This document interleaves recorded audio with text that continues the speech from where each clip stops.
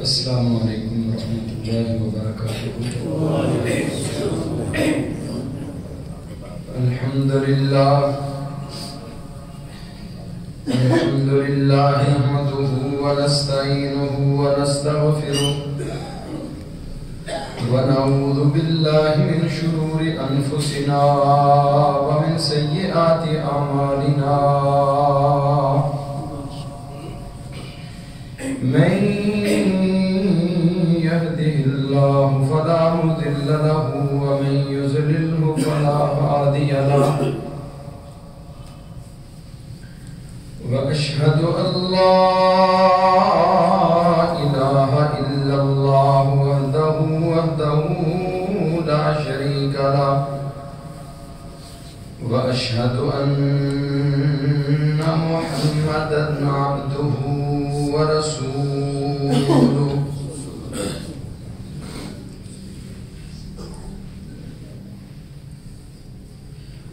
اللهم صل على محمد وعلى آل محمد كما صليت على إبراهيم وعلى آل إبراهيم إنك حميد مجيد۔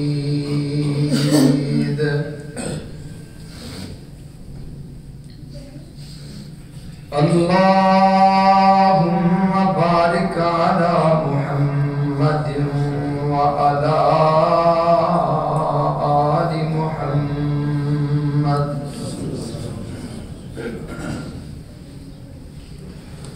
كما باركت على إبراهيم وعلى آل إبراهيم إنك حميد مجيد۔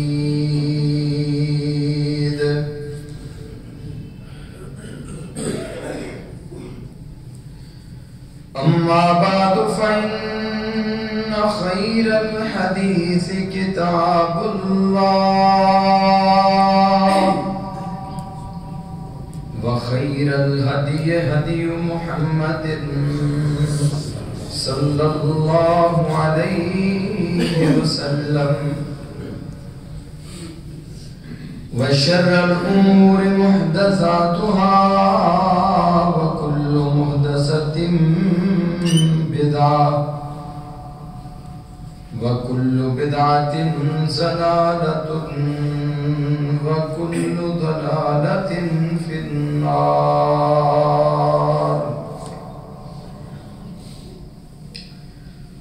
رب اشرح لي صدري ويسر لي أمري واحلل عقدة من لساني يفقهوا قولي،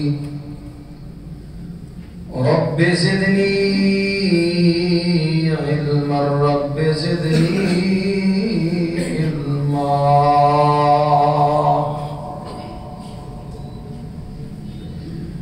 سبحانك لا علم لنا إلا ما علمتنا، إنك أنت العليم الحكيم۔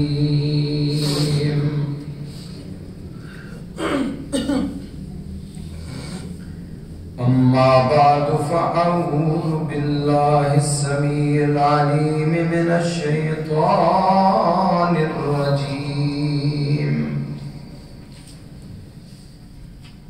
من همزه ونفخه ونفسه، بسم الله الرحمن الرحيم۔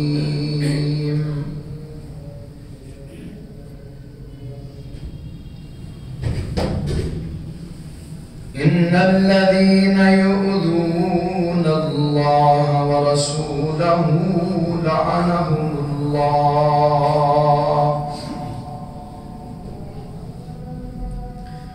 لعنهم الله في الدنيا والآخرة، وأعد لهم عذابا مهينا.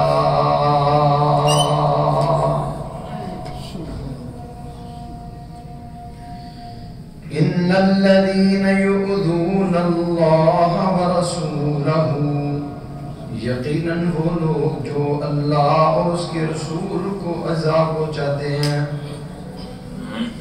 لعنہم اللہ، رب کائنات نے ان لوگوں پہ لعنت کر دی ہے، فی الدنیا والآخرۃ، دنیا میں بھی اور آخرت میں بھی، وَأَعَدَّ لَهُمْ عَذَابًا مُهِينًا، اور ان کے لیے رسوا کن عذاب تیار کر دیے ہیں۔ ہم نے ہر دور میں تقدیس رسالت کے لیے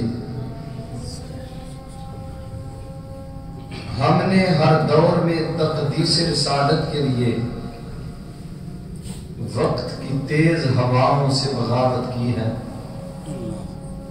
چھوڑ کر سلسلہ رسمی سیاست کا فسون، ہم نے فقط نام محمد سے محبت کی ہے۔ حقیقت کروں گا بیان دوستو، کٹتی ہے تو کٹ جائے زبان دوستو، جس سرزمین پہ ہو نبوت کی توہین، کہیں گر نہ پڑے آسمان دوستو۔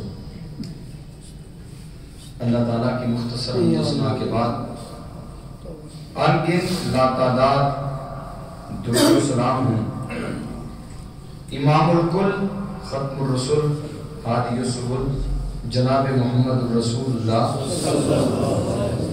صلی اللہ علیہ وآلہ وسلم کی ذات گرامی پر، جس ہستی مقدس و مطہر کی محنتوں کوششوں اور کاوشوں سے اللہ خالق و مالک کائنات نے مجھے اور آپ کو عقیدہ توحید جیسی عظیم نعمت سے مالا مال فرمایا ہے۔ رحمتیں ہوں، بخششیں ہوں صحابہ کرام رضوان اللہ علیہم اجمعین کے مدفنوں پر، جن اللہ کے بندوں نے محمد الرسول اللہ صلی اللہ علیہ وآلہ وسلم کی زبان نبوت سے نکلنے والا ایک ایک کلمہ بڑی دیانتداری کے ساتھ اور بڑی ہی امانتداری کے ساتھ ہم تک پہنچا دیا ہے۔ اے مولا کریم کروڑوں رحمت نازل فرمانا، علماء محدثین ائمہ کرام رحمہم اللہ تعالی کے مدفنوں پر، جن اللہ کے بندوں نے محمد رسول اللہ صلی اللہ علیہ وسلم کی زبان نبوت سے نکلنے والا ایک ایک کلمہ بڑی دیانتداری کے ساتھ اور امانتداری کے ساتھ ہم تک پہنچا دیا ہے۔ عزیز بھائیوں، بزرگوں اور دوستوں، سوشل میڈیا کے ذریعے آپ لوگ بخوبی آگاہ ہیں، دو ممالک نے قرآن کریم کی بے حرمتی کی، سویڈن نے، اور اسی طرح ایک اور ملک ہے انہوں نے، ہندوستان کے ایک پارلیمنٹ کے آدمی نے رسول اللہ صلی اللہ علیہ وسلم کے بارے میں بکواس کی ہے۔ تو اس حوالہ سے چند گزارشات آپ کے پیش خدمت رکھنا چاہوں گا۔ اللہ تعالیٰ سے دعا فرمائیں اللہ ہمیں رسول اللہ صلی اللہ علیہ وسلم کی عزت، حرمت، آبرو کے لیے بھرپور کردار ادا کرنے کی توفیق عطا فرمائے۔ سب سے پہلے چند گزارشات میں قرآن کریم کے حوالہ سے کروں گا۔ قرآن کریم اللہ رب العزت کی کتاب ہے، یہ کلام الہی ہے، ساری کائنات کے خالق و مالک کا یہ کلام ہے۔ اس کلام کے اندر شک کرنے والا کافر ہے، جس نے قرآن میں انکار کیا اس کے کفر میں کوئی شک ہے ہی نہیں۔ آپ دیکھ رہے ہیں پوری دنیا کی عیسائیت، پوری دنیا کی یہودیت اپنے آپ کو وہ کہتے ہیں ہم عیسیٰ علیہ السلام کے ماننے والے ہیں، یہودی کہتے ہیں ہم بھی اللہ کے نبیوں کے ماننے والے ہیں، ہم بھی اللہ کے نبیوں کے ماننے والے ہیں۔ مسلمانوں کو بد امن، دہشت گرد یہ قرار دیا جا رہا ہے نہیں، بلکہ دے رہے ہیں عرصہ دراز سے۔ اسی دہشت گردی کی آڑ میں کئی ممالک کی پٹائی بھی ہو چکی ہے، مسلمان لاکھوں کی تعداد میں گاجر مولی کی طرح کاٹے جا چکے ہیں۔ 9/11 کے بعد آج تک عیسائیت نے اور یہودیت نے جو اپنے خبث باطن کا مظاہرہ کیا ہے وہ کسی سے ڈگا چھپا نہیں ہے، لیکن ستم در ستم یہ ہے کہ مسلمان اس قدر بھولے بالے بن چکے ہیں، انہیں اپنے وہ اسلاف بھول گئے۔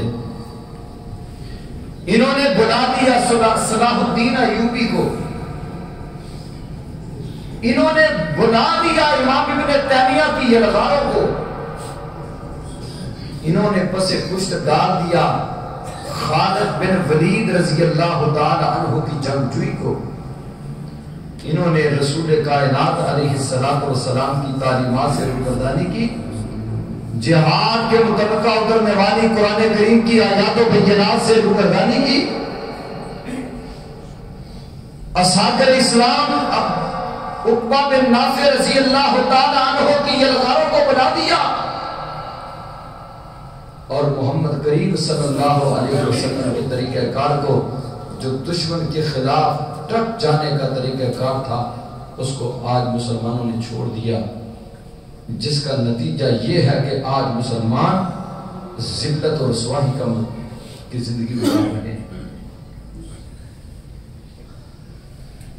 قرآن کی حرمت پامال ہو رہی ہے، رسول اللہ کی عزت و ناموس کو دار دار کرنے کی کوشش کی جا رہی ہے، اور مسلمان سوئے ہوئے ہیں، ان کو اپنے پیٹ پالنے کے علاوہ اور کوئی کام ہی نہیں ہے۔ دن رات ہم صرف اپنے پیٹ کے لیے مانگ رہے ہیں اور وہ بھی پورا نہیں ہو رہا۔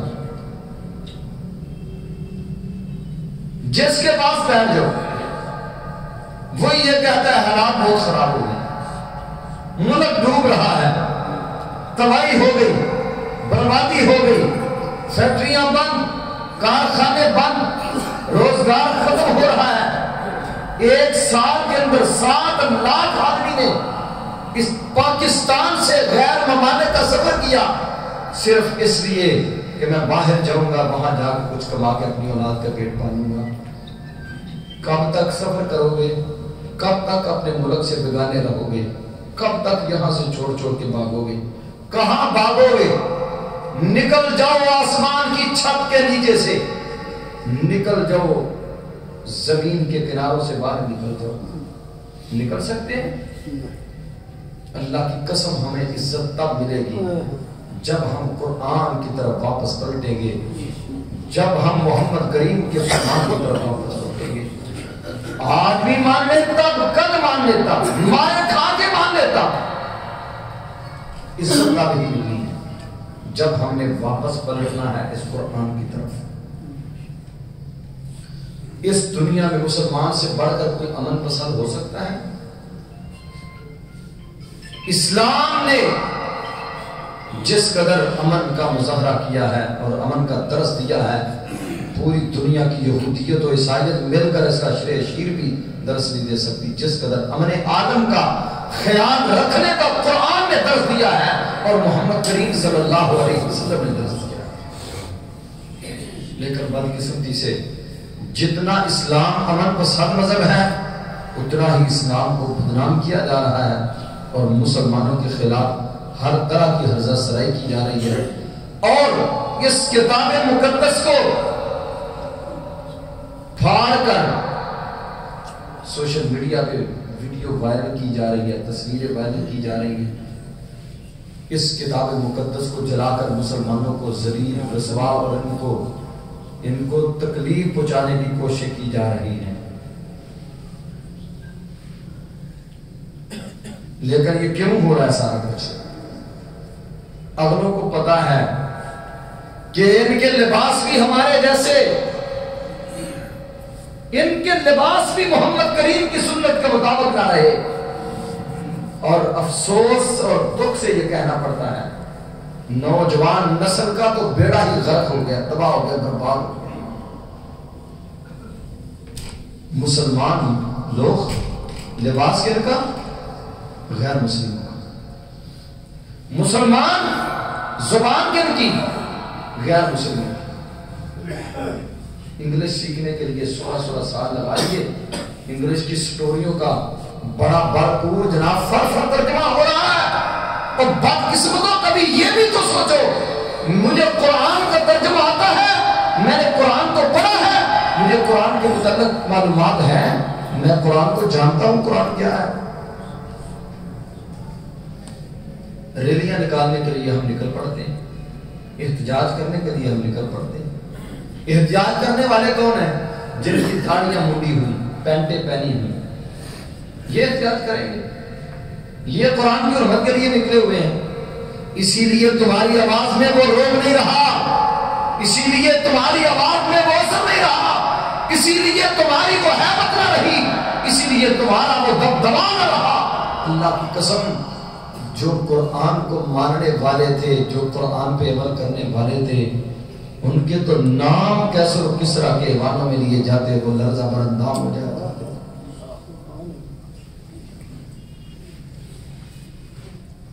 لرزتے تھے، کب کبھی تاری ہوتی تھی۔ ان کی حالت کیا تھی؟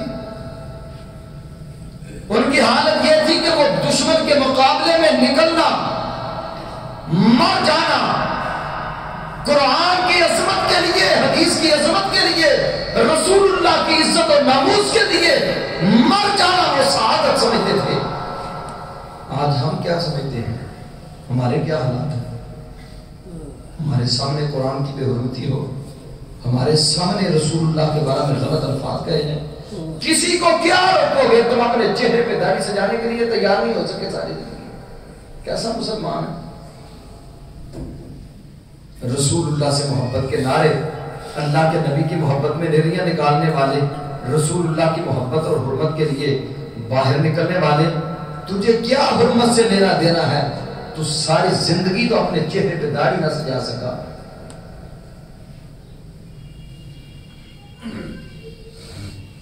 ساری زندگی رسول اللہ کی سنت کا قتل کرتا رہا، تجھے تو اللہ کے نبی کے چہرے سے محبت ہی نہیں۔ اگر تجھے محبت ہوتی تو چہرہ وہ جیسا بنانے کی کوشش نہ کرتا۔ تیرا آئیڈیل کوئی اور ہے، تیرا آئیڈیل کوئی اور ہے۔ اگر تیرا آئیڈیل محمد رسول اللہ صلی اللہ علیہ وسلم ہوتے، پھر تیرا لباس اس رسول کے لباس جیسا ہوتا، تیرا طریقہ کار اس رسول کے طریقہ کار جیسا ہوتا، تیری وضاحت محمد رسول اللہ جیسی ہوتی۔ جیسے آپ کے چہرے پہ رب نے داڑھی سجائی، تیری داڑھی مونڈی ہوئی نہ ہوتی۔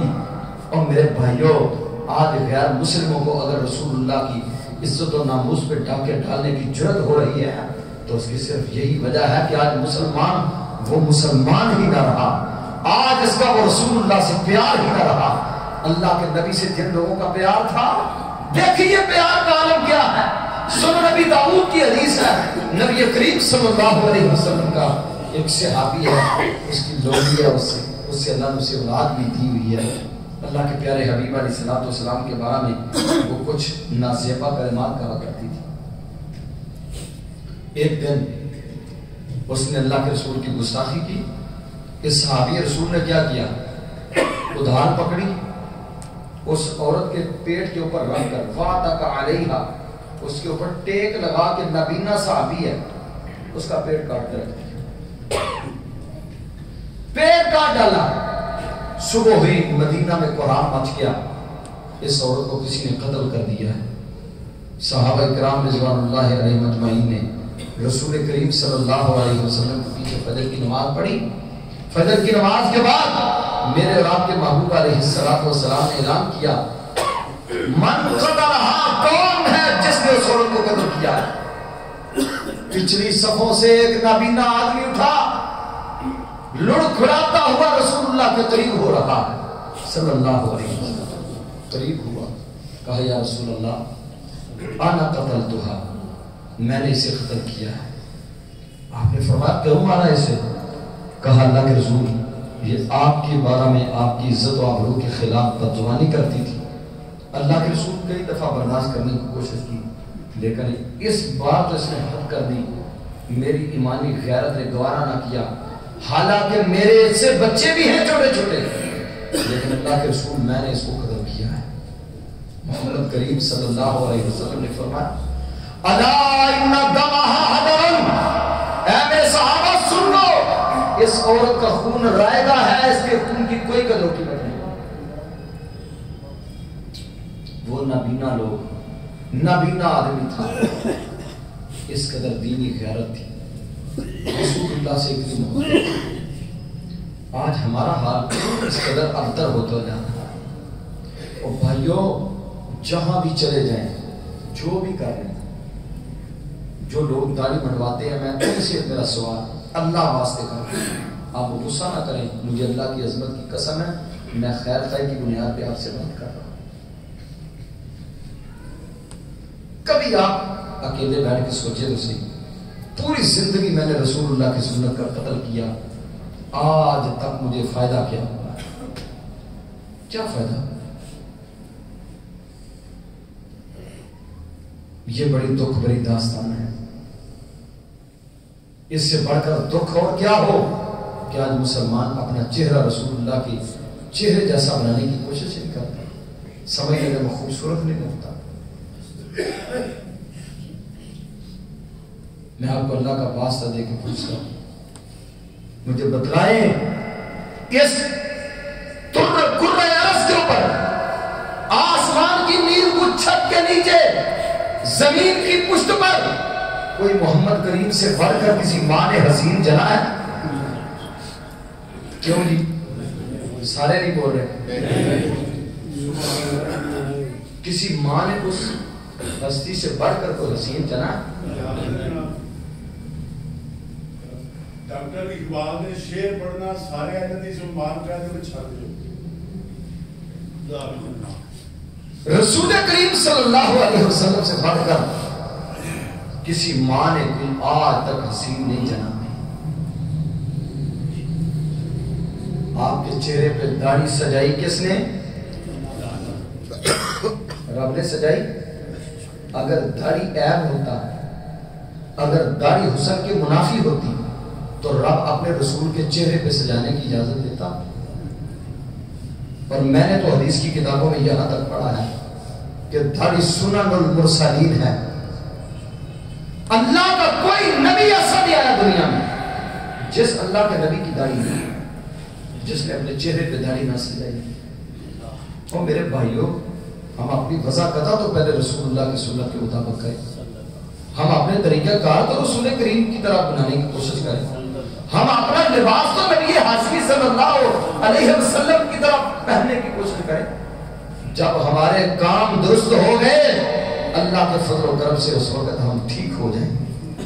اس وقت ہمارے اوپر غیر مسلم نہیں دوڑیں گے. جب ہمارا کردار مضبوط ہوگا، جب ہمیں رسول اللہ کی سنتوں کا درس دینے والے جب ہمیں برے لگیں گے، پھر یاد رکھیں ہمارے اوپر یہودیت عیسائیت ہمارے اوپر تابڑتوڑ حملے کرے گی. جب ہمیں رسول اللہ کی سنتوں پہ غصہ آئے گا پھر ہم کبھی بھی اس دنیا میں عزت کی زندگی نہیں جی سکتے. ہم عزت کی زندگی اس وقت ہی جیئیں گے جب ہماری زندگی، ہمارا کردار، ہمارا قول، ہمارا جینا، ہمارا مرنا محمد رسول اللہ صلی اللہ علیہ وسلم. میرے عزیزوں، میرے بھائیوں، ہم یہ دیکھیں کہ آج قرآن کی حرمت کو کس قدر پامال کیا جا رہا ہے. کبھی ہم نے اپنے اخلاق کو ٹھیک کرنے کی کوشش کی، کبھی ہم نے اپنا اخلاق ٹھیک کرنے کی کوشش کی. نے اپنی وضع قطع رسول اللہ کی سنت کے مطابق کرنے کی کوشش کی. قرآن ایک ایسی کتاب ہے جو اللہ نے محمد رسول اللہ صلی اللہ علیہ وسلم، اور اس قرآن نے ہمیں درس کیا دیا ہے؟ وَلَن تَرْضَىٰ عَنْكَ الْيَهُودُ، آپ پر یہودی عیسائی راضی نہیں ہو سکتے.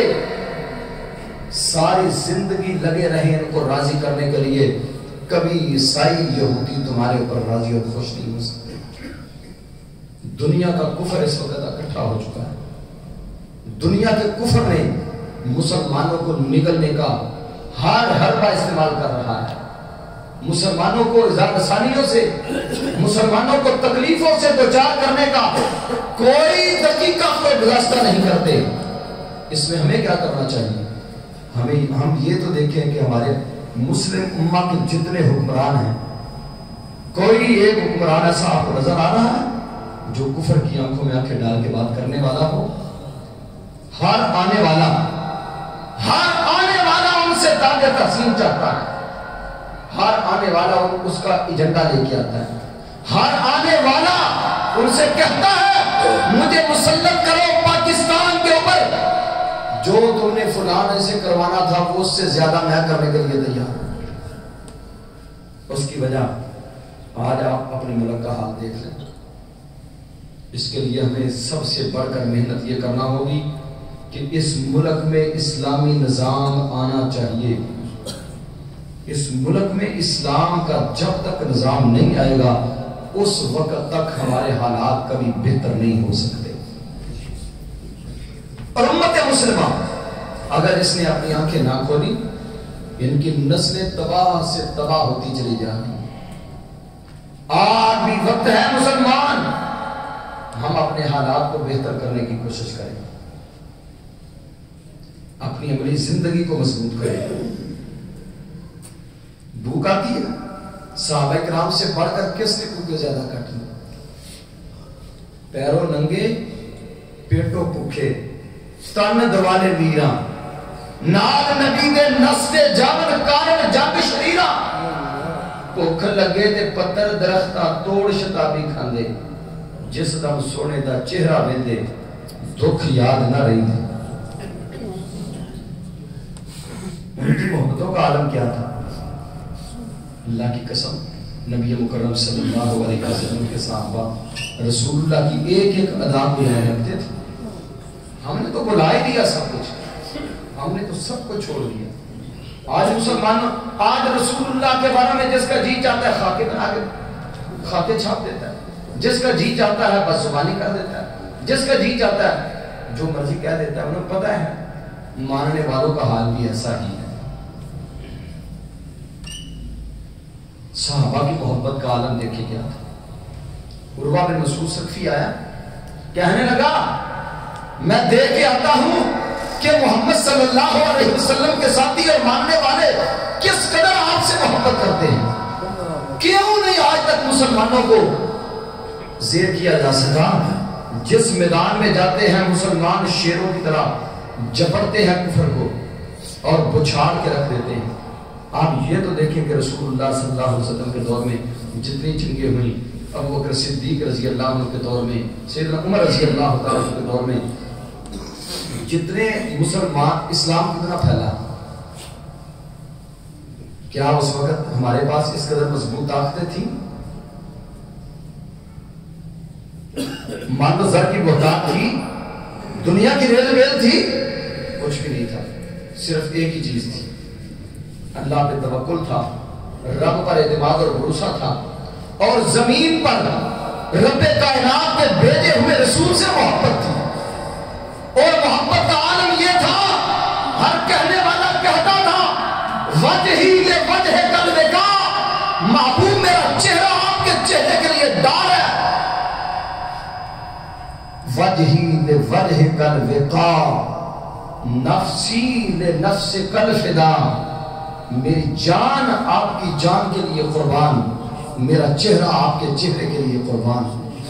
جب ہم ایسے تھے تو اس وقت آسمانوں سے فرشتے ہماری نصرت و تائید کے لیے اترے. خالد بن ولید رضی اللہ عنہ عمر بن خطاب رضی اللہ تعالیٰ عنہ، ابو عبیدہ بن جراح رضی اللہ تعالیٰ عنہ، دیگر صحابہ کرام علی المرتضیٰ رضی اللہ تعالیٰ عنہ، کوئی ان کے پاس کوئی علیحدہ سے طاقتیں نہیں تھی، وہ طاقت ایمان کی طاقت تھی، اپنے رب پر ایمان مضبوط تھا، رسول اللہ سے محبت مضبوط تھی، جس کے سلسلہ میں جب نکلتے تھے دین اسلام کے لیے کائنات کی کوئی طاقت ان کے رستے میں بند نہیں پہنچ سکتی تھی۔ اللہ کے نبی کے ساتھ اس قدر محبت ہوئی۔ عروہ بن مسعود ثقفی کہتا ہے، ابھی مسلمان نہیں ہوئے تھے، کہتا ہے میں جا کے دیکھوں تو صحیح، کسی میدان میں یہ ہرتے ہی نہیں ہیں، ہر میدان میں مارکا آئی میں شیروں کی طرح دلیروں کی طرح کود پڑتے ہیں اور کفر کے پرخچے اڑا کے گھر واپس چلے جاتے ہیں۔ کیا وجہ ہے اس کی؟ کہتا ہے جب میں قریب آیا آ کے میں نے دیکھا اللہ کے نبی کے ساتھ محبت کا عالم یہ ہے، ہماری محبتوں کے حال ہماری محبتوں کا حال وہ ہم خود اپنے ہی دامن میں اپنے من میں ذرا ڈوب کے دیکھیں، صحابہ کی محبتیں کہاں اور کہاں ہم، پھر ہمارے ساتھ سلوک یہ کیوں نہ ہو جو ہمارے ساتھ ہو رہا ہے۔ میرے عزیزو، نبی مکرم سے اس قدر وفا، اس قدر پیار، اس قدر محبتیں، اللہ کی قسم عروہ بن مسعود ثقفی ابھی مسلمان نہیں ہوئے تھے، غیر مسلم تھے، کہتے ہیں اللہ کی قسم میں نے دنیا کے بڑے بڑے شاہوں کے درباروں میں گیا ہوں، نجاشیوں کو میں نے دیکھا، رومیوں کو میں نے دیکھا، ارامنیوں کو میں نے دیکھا، دنیا کے بڑے بڑے حکمرانوں کے درباروں میں گیا ہوں، لیکن جو مناظر میں نے محمد کریم کے دروازے پہ دیکھے ہیں وہ کسی اور جگہ پہ مجھے نظر نہیں آئے۔ مکہ والوں نے کہا عروہ بتلاؤ تو صحیح کیا دیکھ کے آئے ہو؟ کہتا ہے کیا پوچھتے ہو؟ جب رسول اللہ کی بات آتی ہے صلی اللہ علیہ وسلم، جب نبی مکرم صلی اللہ علیہ وسلم کی بات آتی ہے، اذا تکلم خفضوا اصواتهم، جب کائنات کے امام گفتگو کرتے ہیں اس قدر توجہ سے سماعت کرتے ہیں کأن علی رؤوسہم الطیر، ایسے لگتا ہے جیسے ان کے سروں کے اوپر پرندے بیٹھے ہوئے ہیں، اس قدر توجہ سے آپ کی بات سنتے ہیں۔ اگلی بات، وَإِذَا تَوَزَّعَ، جب آپ وضو کرتے ہیں، قَادُوا يَقْتَتِلُونَ عَلَى وَضُوئِهِ، یوں محسوس ہوتا ہے پانی کے ایک ایک قطرے کے لیے یہ لڑ لڑ کے مر جائیں گے۔ وَإِذَا تَنَخَّمَ نُخَامَةً، اور جب نبی کریم صلی اللہ علیہ وسلم اپنا لعاب دہن پھینکتے ہیں، اللہ کی قسم وہ بھی کسی آدمی کی ہتھیلی کے اوپر ہی گرتا ہے، آپ کا لعاب بھی کسی کی ہتھیلی کے اوپر گرتا ہے، اور ہتھیلی پہ لے کے کیا کرتے ہیں؟ اپنے ہاتھوں سے مل کے اپنے چہروں پہ ملتے ہیں۔ کہے عروہ ثقفی قریشانو جا کے، کہے عروہ ثقفی قریشانو جا کے، میں شاہاں دے شاہی درباراں نو ڈٹھا، زمانے جو ایسی مثال ہی نہیں ملتی جنہیں میں محمد دے یاراں نو ڈٹھا ہے، وضو قطرے گردے دے پج پج کے پکڑن، محبت نال مل دے رخساراں نو ڈٹھا ہے، گرے تھک دی ایک بھی چھڑنا زمین دے، ایسا کبھی بھی نظارہ نہیں ڈٹھا۔ ان کی محبتوں کا یہ عالم تھا، جس طرف رخ کرتے تھے کائنات ان کے لیے زیر ہوتی چلی جاتی تھی، اللہ ان کے لیے دنیا کو مسخر کرتے چلے جاتے تھے، پہاڑوں کی چوٹیاں بھی ان کے لیے زیر ہوتی چلی جاتی تھی۔ کیوں؟ وہ محمد رسول اللہ سے وفا کرنے والے تھے، وہ کائنات کے امام سے محبتیں کرنے والے تھے، وہ اللہ کے نبی کے پورے وفادار تھے، رسول اللہ کے دین پہ جانے نچھاور کرنے والے تھے، اس لیے دنیا میں عزت کی زندگی جی کے گئے ہیں۔ اگر آج ہم بھی دنیا میں عزت کی زندگی جینا چاہتے ہیں، اس کا ایک ہی حل ہے، رب کے دین کے لیے مخلص ہو جائیے، قرآن سے مخلص ہو جائیں، حدیث سے مخلص ہو جائیں، رسول اللہ کی سنت سے مخلص ہو جائیں، دین اسلام سے پوری محبت، پورا پیار، جس طرح اللہ کے نبی کے صحابہ نے کیا ہے اس طرح کریں گے تو انشاءاللہ مسلمانوں کو عزتیں مل سکتی ہیں۔ قیصر روم نے کیا کہا تھا؟ صحیح البخاری کی حدیث ہے، قیصر روم نے جب سردار ابو سفیان ابھی مسلمان ہوئے، رسول کریم صلی اللہ علیہ وسلم کا خط ملا قیصر روم کو، قیصر روم نے خط پڑھا، خط پکڑ کے پڑھ کے کہنے لگا لو کنت عنده، اگر میں اس رسول کے پاس ہوتا، اگر میں اس رسول کے پاس ہوتا، لغسلت عن قدمیہ، اللہ کی عظمت کی قسم ہے میں اس رسول کے قدم دھو کے پیتا۔ اٹلی کے بادشاہ کے یہ الفاظ ہیں، اگر میں وہاں ہوتا میں محمد کریم علیہ السلام کے قدموں کو دھو کر پیتا۔ پھر اس نے کیا کیا؟ سردار ابو سفیان سے سوالات کیے، جو کچھ سردار صاحب سے پوچھا گیا، سردار ابو سفیان ابھی مسلمان ہی ہوئے تھے، سارے سوالوں کے جواب دیے۔ کہا اس سے پہلے کبھی کسی نے اس کے آبا میں سے کسی نے حکمرانی کی ہو جسے حکمرانی کا چاہ ہو؟ کہا کوئی ایسی بات نہیں، کوئی ایسی بات نہیں۔ رسول کریم صلی اللہ علیہ وسلم فرماتے ہیں لوگوں میرے سے تم ڈرتے ہو، میرے سے میری حیبت سے تم پریشان ہوتے ہو، اللہ کی قسم میں تو ایک ایسی عورت کا بیٹا ہوں، ایسی عورت کا بیٹا ہوں جس کو اپنے گھر میں کھانے کے لیے کبھی گوشت بھی میسر نہیں تھا۔ تو اللہ کی بندی کیا کرتی تھی؟ گوشت کے ٹکڑے سکھا لیتی تھی، بڑیاں بنا لیتی تھی، جب جی چاہتا اس سوکھے ہوئے گوشت کو پھر پکا کے کھا لیتی تھی۔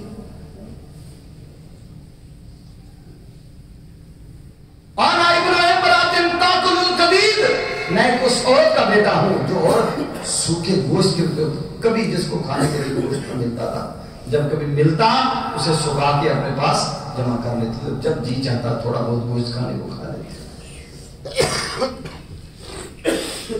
اور نبی مکرم صلی اللہ علیہ وسلم کا جب کیسر روم نے تذکرہ کیا، اس نے پھر سارے عیسائیوں کو کہا، سارے عیسائی وزراء کو بلایا، پارلیمنٹ میں جمع کیا، جمع کر کے کہنے لگا محمد صلی اللہ علیہ وسلم پر ایمان لے آؤ۔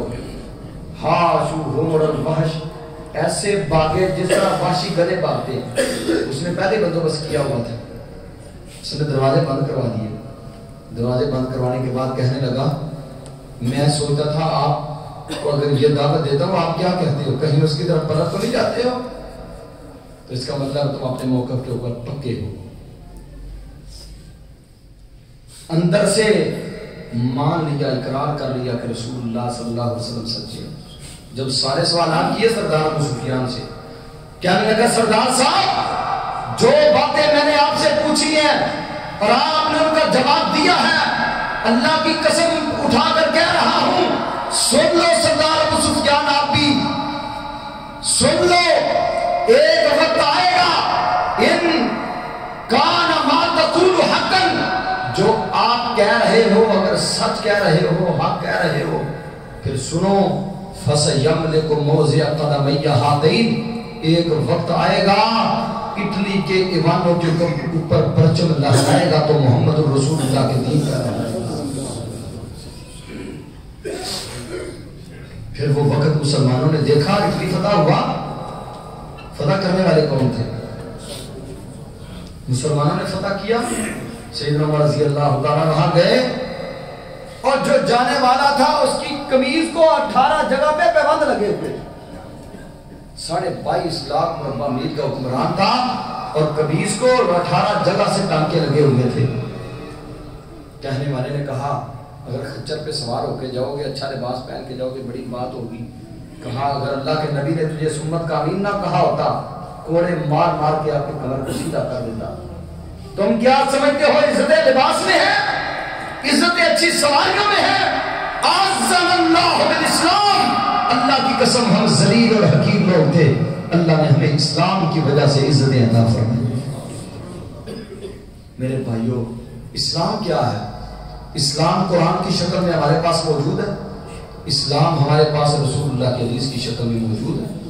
اگر آج بھی ہم اسلام سے مخلص ہو جائیں، قرآن سے مخلص ہو جائیں، اپنی وضاحت محمد رسول اللہ صلی اللہ علیہ وسلم کے طریقے کے مطابق بنا لیں، مسلمان عزم کر لیں ہم نے آپ کی لائی ہوئی شریعت کے مطابق زندگی گزارنی ہے، اللہ کے فضل و کرم سے کائنات کی کوئی طاقت مسلمانوں کی آنکھ میں ہاتھ ڈال کے بات کرنے کے قابل نہیں ہے۔ آج اگر ہمیں گاجر مولی کی طرح کاٹا جا رہا ہے، جس کا جی چاہتا ہے ہمارے اوپر چڑھائی کر لیتا ہے، ہمیں بھیڑ بکریاں بنایا ہوا لوگوں نے، اس کی یہی وجہ ہے آج مسلمان دین اسلام سے بیگانے ہو گئے۔ جب دین اسلام سے بیگانے ہو گئے، یہ قرآن کی حرمت کو پامال کیا جا رہا ہے، نے فرمایا حبل اللہ المتین، یہ رب کائنات کی مضبوط رسی ہے، ترفعہ بید اللہ، اس کی ایک سرا اس کا رب کے ہاتھ میں ہے اور اس کا ایک سرا تمہارے ہاتھ میں ہے۔ جب تک تمہارے ہاتھ میں اس کا سرا رہے گا اس وقت تک دنیا کی کوئی طاقت تمہیں نقصان نہیں پہنچا سکے گی۔ جب تمہارے ہاتھ سے اس کا سرا چھوٹ گیا پھر سمجھ لو کہ تمہارے اوپر دشمن جب دوڑیں گے، اور آج مسلمانوں کے ہاتھ سے یہ سرا چھوٹ چکا ہے۔ صرف ہم دعوے کی حد تک ہے، باتوں کی حد تک ہے، باتوں کی حد تک ہم زمین و آسمان کے خلابے ملا دیتے ہیں، لیکن جہاں تک بات ہے عملی زندگی کی، عملی زندگی کا ہمارا حال یہ ہے کہ ہم رسول اللہ کی ایک سنت کو بھی اپنے چہرے پہ سجانا مشکل سمجھتے ہیں۔ یہ ہماری عملی زندگی کا حال ہے۔ یہ طرفہ بید اللہ و طرفہ بایدیکم، اس قرآن کا ایک سرا اللہ کے ہاتھ میں ہے، ایک تمہارے ہاتھ میں ہے۔ فرمایا جب تک اس کے ساتھ چمٹے رہو گے تمہاری عزتیں بحال رہیں گی، تمہاری آبرو ریزی نہیں ہوگی، تمہاری عزتیں پامال نہیں ہوں گی، تمہارے آنگن نہیں نوچے جائیں گے، تمہارے بچوں کو ذبح نہیں کیا جائے گا، تمہاری عزتیں خراب نہیں ہوں گی۔ جب تم قرآن سے وابستہ رہو گے تمہیں عزتیں رب عطا کر کے رکھے گا۔ ان اللہ یرفع بہذا الکتاب اقواما ویضع بہ آخرین، اللہ کی قسم اس قرآن کی وجہ سے رب عزتیں دیتا ہے۔ اور دنیا میں سب سے عزت ترین عزت والا معاشرہ، بلند ترین عزت کی چوٹیوں پہ فائد معاشرہ کس کا تھا؟ بولنے کس کا تھا معاشرہ؟ اللہ کے نبی کا معاشرہ تھا، میرے ابو بکر کا معاشرہ تھا، میرے عثمان کا دور تھا، علی المرتضیٰ کا دور تھا، بہترین دور۔ خیر القرون کرنی، خیر القرون کرنی ثم الذین یلونہم ثم الذین یلونہم ثم الذین یلونہم۔ کون سا زمانہ بہترین زمانہ تھا؟ جس زمانے میں مسلمان اس قرآن کے ساتھ چمٹے ہوئے تھے، وہ عزتوں آبروؤں سے لدا ہوا زمانہ تھا، معمور اور بھرپور زمانہ تھا۔ مسلمان عزت کی زندگی جیتے تھے، کسی کو کوئی جرأت نہیں ہوتی تھی کہ وہ مسلمان کی طرف نئی آنکھ بھی دیکھ سکے۔ جب سے ہم ہمارے ناطے قرآن سے ٹوٹ گئے اس وقت سے ہم اپنے رب سے بیگانے ہو گئے، اور جب رب سے بیگانے ہو گئے پھر آج ہم اپنا حال دیکھ لے کیا ہے۔ دعا فرمائے اللہ ہمیں قرآن کا پیار نصیب فرما دے، اللہ ہمیں دین اسلام سے وفاداریاں نبھانے کی توفیق عطا فرما دے۔ اے اللہ مسلمانوں کو عزت والی زندگی عطا فرما دے۔ اے اللہ تیرے قرآن کی حرمت کو پامال کرنے کی کوشش کی جا رہی ہیں، اللہ تیرے رسول کے بارے میں زبان تان کو دراز کرنے والے تیرے رسول کے بارے میں بد زبانی کر رہے ہیں، اللہ ہمیں ہمت عطا فرما دے، اے اللہ ہمیں طاقت عطا فرما دے، ہمیں توفیق عطا فرما دے، ہم قرآن کے دشمنوں کے خلاف بسرے پیکار ہو جائیں، تیرے رسول کی عزت پہ ڈاکے ڈالنے والے، تیرے رسول کی حرمت کے خلاف باتیں کرنے والے، اللہ ہم ان کے خلاف سیسا پلائی ہوئی دیوار بن جائے۔ اللہ مسلمانوں کو عزت و عظمت والی زندگی نصیب فرما دے، عظمت اور عزت رفتہ عطا فرما دے۔ اقول قولی ھذا استغفر اللہ لی و لکم۔